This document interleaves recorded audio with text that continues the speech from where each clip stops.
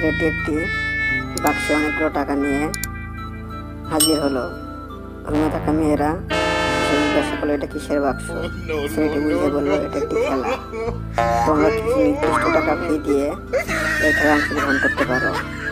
তখন উৎসুক মেয়েরা সবাই নির্দিষ্ট পরিমাণ ফি দিয়ে এই খেলায় অংশগ্রহণ করে।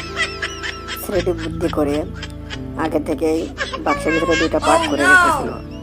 এক পার্টে ছিল বড় অঙ্কের টাকা আর এক পার্টে ছিল ছোট অঙ্কের টাকা। উৎসুক মেয়েরা এটা বুঝতে না পেরেই এই খেলা শুরু করলো। যখনই এক একটি করে মেয়ে এসে ফি দিয়ে এই খেলা শুরু করতেছিল আর বাক্সের ভিতরে হাত দিতেছিল, তখনই ছেলেটি অন্য হাত দিয়ে বাক্সের পাট উল্টে দিচ্ছিল।